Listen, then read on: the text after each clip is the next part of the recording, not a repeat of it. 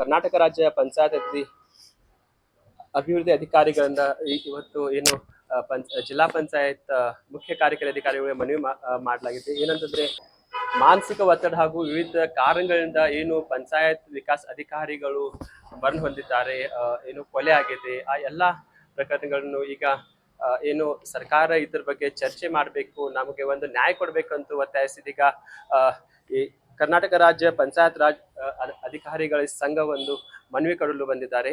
ಏನು ಇವ್ರ ಪ್ರಮುಖ ಬೇಡಿಕೆ, ಬನ್ನಿ ಅವ್ರನ್ನ ಮಾತಾಡ್ಸೋಣ. ರಾಜ್ಯ ಪಂಚಾಯತ್ ಅಭಿವೃದ್ಧಿ ಅಧಿಕಾರಿಗಳ ಬಿ ಗ್ರೇಡ್ ಹುದ್ದೆ ಉನ್ನತೀಕರಣ ಸಂಘ ಬೆಳಗಾವಿ ಹಾಗೂ ಬೆಂಗಳೂರು ಇವತ್ತಿನ ದಿನ ಗದಗ ಜಿಲ್ಲೆಯ ರೋಣ ತಾಲೂಕಿನಲ್ಲಿ ಕೊತ್ತಬಾಳ ಪಿಡಿಒ ಆದಂಥ ಮಕ್ತುಮ್ ಹುಸೇನ್ ಕರಡಿಗುಡ್ಡೆಯವರು ಅನಿವಾರ್ಯ ಕಾರಣಗಳಿಂದ ಸರ್ಕಾರದ ಈ ಒತ್ತಡದ ಕಾರಣಗಳಿಂದ ಆತ್ಮಹತ್ಯೆ ಮಾಡ್ಕೊಂಡಿದ್ದಾರೆ. ಸೊ ಇದನ್ನು ನಾವು ಖಂಡಿಸಿ ಮೊದಲನೇದಾಗಿ ಇದನ್ನು ವಿಷಾದ ವ್ಯಕ್ತಪಡಿಸ್ತೀವಿ. ಇದನ್ನು ಖಂಡಿಸಿ ನಾವು ಮಾನ್ಯ ರಾಜ್ಯಪಾಲರಿಗೆ ಈ ಕರ್ನಾಟಕ ಪಂಚಾಯತಿ ಅಭಿವೃದ್ಧಿ ಅಧಿಕಾರಿಗಳು ಏನು PDOಗಳು ಸರಣಿ ಅಸಹಜ ಸಾವುಗಳು ಆಗ್ತಾ ಇದೆ, ಅವರ ಮೇಲೆ ಏನು ಹಲ್ಲೆ ಪ್ರಕರಣಗಳಾಗ್ತಾ ಇದ್ದಾವೆ, ಅವರ ಮೇಲೆ ಏನು ಮಾನಸಿಕವಾಗಿ ಒತ್ತಡ ಹಾಕುವಂಥ ಏನು ಕೆಲಸ ನಡೀತಾ ಇದೆ, ಇದನ್ನೆಲ್ಲ ನಾವು ಮಧ್ಯಸ್ಥಿಕೆಯನ್ನು ಕೋರಿ ಮಾನ್ಯ ರಾಜ್ಯಪಾಲರಿಗೆ ನಾವು ಇವತ್ತಿನ ದಿನ ನಾವು ಬೆಳಗಾವಿ ಜಿಲ್ಲೆಯಿಂದ ಅರ್ಜಿಯನ್ನು ಮಾನ್ಯ ಮುಖ್ಯ ಕಾರ್ಯನಿರ್ವಾಹಕ ಅಧಿಕಾರಿಗಳ ಮುಖಾಂತರ ನಾವು ಸಲ್ಲಿಸ್ತಾ ಇದ್ದೀವಿ.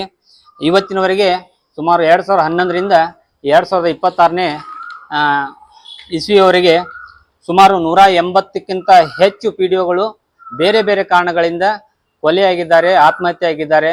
ಮತ್ತೊಂದು ಕಾರಣಕ್ಕೆ ಈ ಚಿಕ್ಕ ವಯಸ್ಸಿನಲ್ಲಿ BP, sugar, heart attack, brain tumour, ಇತರೆ ಕಾಯಿಲೆಗಳಿಂದೆಲ್ಲ ಕೂಡ ತೀರ್ಕೊಂಡಿದ್ದಾರೆ. ಸೊ ಕೆಲಸದ ಒತ್ತಡದಿಂದ ಆಗುವಂಥ ಅನಾರೋಗ್ಯದಿಂದ ಸುಮಾರು 49ಕ್ಕಿಂತ ಹೆಚ್ಚು PDOಗಳು ಮರಣ ಹೊಂದಿದ್ದಾರೆ. ಅಕಾಲಿಕ ಹೃದಯಾಘಾತದಿಂದ ಈ ಸಾಯುವ ವಯಸ್ಸಲ್ಲ, ಆದರೆ ಇಂಥ ವಯಸ್ಸಿನಲ್ಲಿ 29ಕ್ಕಿಂತ ಹೆಚ್ಚು PDOಗಳು ತೀರ್ಕೊಂಡಿದ್ದಾರೆ, ಮರಣ ಹೊಂದಿದ್ದಾರೆ.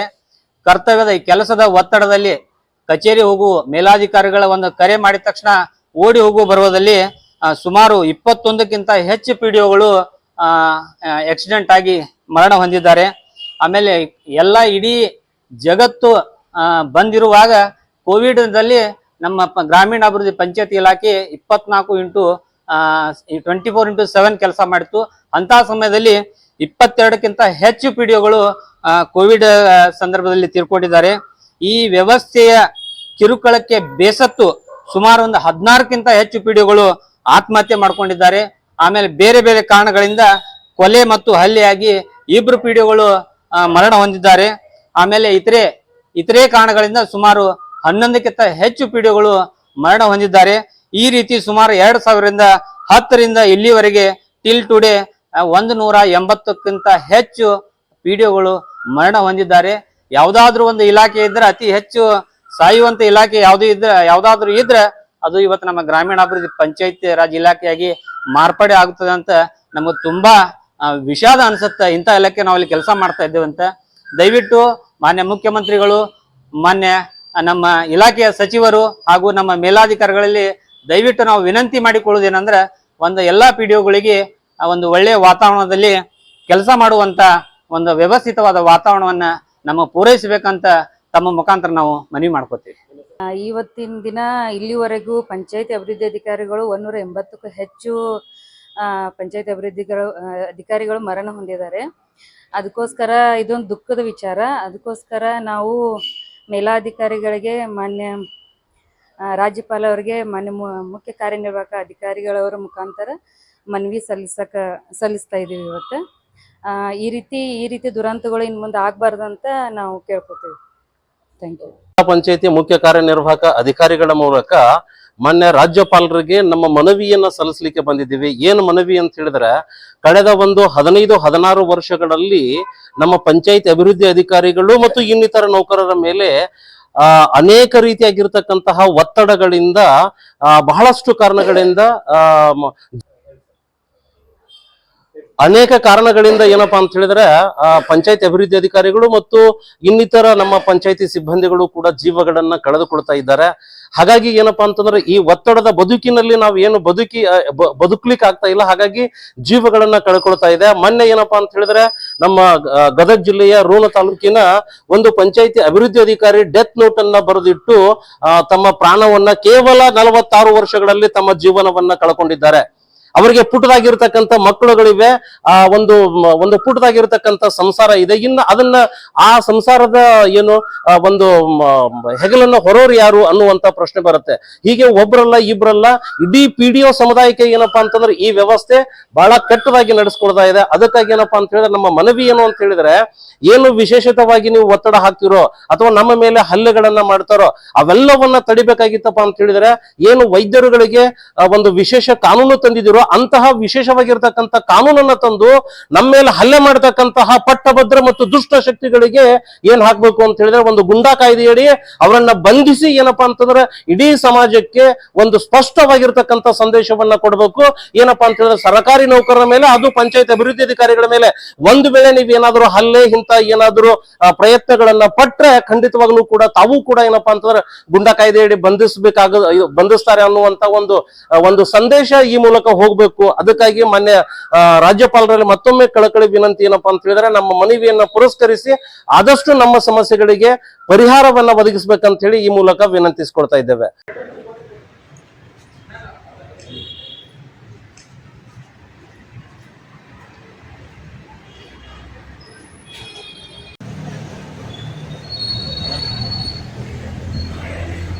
ಇವತ್ತು ಕರ್ನಾಟಕ ರಾಜ್ಯ ಪಂಚಾಯಿತಿ ಅಭಿವೃದ್ಧಿ ಅಧಿಕಾರಿಗಳ ಕ್ಷೇಮಾಭಿವೃದ್ಧಿ ಮತ್ತು ಬಿ ಗ್ರೇಡ್ ಉನ್ನತೀಕರಣ ಸಂಘ ಬೆಂಗಳೂರು ಮತ್ತು ಬೆಳಗಾವಿ ಶಾಖೆ ಇವರ ಅಸೋಸಿಯೇಷನ್ ವತಿಯಿಂದ ಮನವಿಯನ್ನು ಜಿಲ್ಲಾ ಪಂಚಾಯಿತಿ ಕಾರ್ಯಾಲಯಕ್ಕೆ ಸಲ್ಲಿಸಿದ್ದಾರೆ.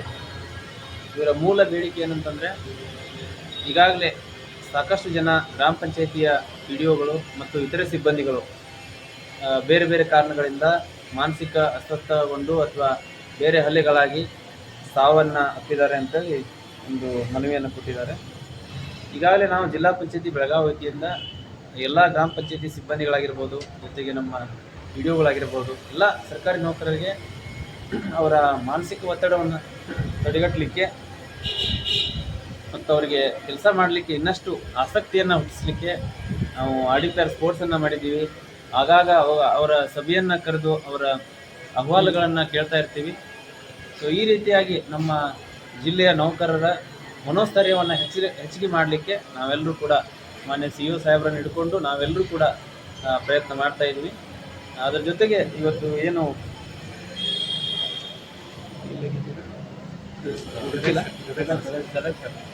ಗದಗ ಜಿಲ್ಲೆಯ ರೋಣ ತಾಲೂಕಿನ ಅಸೂಟಿ ಮತ್ತು ಕೊತ್ತಬಾಳ ಗ್ರಾಮ ಪಂಚಾಯಿತಿಯಲ್ಲಿಯ ಕರ್ತವ್ಯ ನಿರ್ವಹಿಸತಕ್ಕಂಥ ದಿವಂಗತ ಮುಕ್ತುಮ್ ಹುಸೇನ್ ಕರಡಿಗುಡ್ಡ ಸೊ ಇವರು ಬೇರೆ ಬೇರೆ ಕಾರಣಗಳಿಂದ ಆತ್ಮಹತ್ಯೆಗೆ ಶರಣಾಗಿದ್ದಾರೆ ಅನ್ನೋದು ಬಹಳ ವಿಷಾದನೀಯ ಸಂಗತಿ. ಸೊ ಇಂಥ ಪ್ರಕರಣಗಳು ಆಗಬಾರ್ದು. ಸೊ ನಮ್ಮ PDO ಮತ್ತು ಎಲ್ಲ ಸಿಬ್ಬಂದಿಗಳಿಗೆ ಈ ಮೂಲಕ ನಾವೊಂದು ಹೇಳೋದೇನಂತಂದರೆ, ಜೀವನ ಒಂದೇ ಒಂದು ಸಲ ಸಿಗ್ತದೆ. ಸೊ ಯಾರು ಎಕ್ಸ್ಟ್ರೀಮ್ ಡಿಸಿಷನ್ನ ತೊಗೊಳಕ್ಕೆ ಹೋಗ್ಬೇಡ್ರಿ. ಸೊ ನಿಮ್ದು ಏನೇ ಮಾನಸಿಕ ನೋವು ಅಥವಾ ಕೆಲಸದ ಒತ್ತಡ ಇದ್ದರೂ ಸಹಿತ ನಮ್ಮ ಜಿಲ್ಲಾ ಪಂಚಾಯತಿ ಕಚೇರಿ ಯಾವತ್ತು ಓಪನ್ ಇರ್ತದೆ. ವೈಯಕ್ತಿಕವಾಗಿ ನಮಗೆ ಫೋನ್ ಮಾಡಿದರೂ ಸಹಿತ ನಾವು ಸರಿಯಾಗಿ ಸ್ಪಂದನೆ ಕೊಡ್ತೀವಿ. ಅವ್ರು ಏನೇ ಸಮಸ್ಯೆ ಬಂದರೂ ಕೂಡ ನಮಗೆ ಕಾಂಟ್ಯಾಕ್ಟ್ ಮಾಡ್ಬೋದು, ನೇರವಾಗಿ ಕಾಂಟ್ಯಾಕ್ಟ್ ಮಾಡ್ಬೋದು. ಸೊ ಅಂಥದ್ದೇನು ಸಮಸ್ಯೆ ಇಲ್ಲ. ಜೊತೆಗೆ ತಾಲೂಕ್ ಪಂಚಾಯಿತಿಯಲ್ಲಿಯೂ ಕೂಡ ನಮ್ಮ ಅವರು ಸಿಬ್ಬಂದಿಗಳು ಇರ್ತಾರೆ. ಸೊ ಅವರಿಗೆ ಕಾಂಟ್ಯಾಕ್ಟ್ ಮಾಡೋದ್ರ ಮೂಲಕ ತಮ್ಮ ನೋವನ್ನು ಹೇಳ್ಕೋಬೇಕು, ಅಹವಾಲನ್ನು ಹೇಳ್ಕೋಬೇಕು. ಯಾರೂ ಕೂಡ ಇಂಥ ತಪ್ಪು ನಿರ್ಧಾರಗಳನ್ನು ಕೈಗೊಳ್ಳಬಾರ್ದು. ನಿಮ್ಗೆ ಏನೇ ತೊಂದರೆ ಇದ್ದರೂ ನಿಮ್ಮ ಜೊತೆಗೆ ನಾವು ಇರ್ತೀವಿ, ಸರ್ಕಾರ ನಿಮ್ಮ ಜೊತೆ ಇರ್ತೀವಿ, ಮಾನ್ಯ ಇಲಾಖಾ ಸಚಿವರು ನಮ್ಮ ಜೊತೆ ಇರ್ತಾರೋ ಅಂತಕ್ಕಂಥ ಕಿವಿ ಮಾತನ್ನು ಈ ಸಂದರ್ಭದಲ್ಲಿ ಹೇಳ್ತಾ, ಸೊ ನಮ್ಮ ಬೆಳಗಾವಿ ಜಿಲ್ಲೆಯಲ್ಲಿ ಇಂಥ ಪ್ರಕರಣಗಳು ನಡೆಯದಂತೆ ನಾವು ಸಮಸ್ಯೆ ಬಗೆಹರಿಸಲು ಮೇಲಿನ ಸಭೆಗಳು ಮಾಡ್ತೀರಾ ನೀವು? ಹಾಂ, ಗ್ರಾಮ ಪಂಚಾಯತಿ ನೌಕರರು ಮತ್ತು ಈ ಗೌರ್ಮೆಂಟ್ ಎಂಪ್ಲಾಯೀಸ್ದು ಆಗಾಗ ಸಭೆಗಳನ್ನು ಮಾಡ್ತೀವಿ. ಅವ್ರು ಏನು ಅಹವಾಲುಗಳನ್ನು ಕೊಡ್ತಾರೋ ಅವುಗಳನ್ನು ಈಡೇರಿಸಲಿಕ್ಕೆ ನಾವು ಕ್ರಮ ವಹಿಸ್ತೀವಿ. Thank you.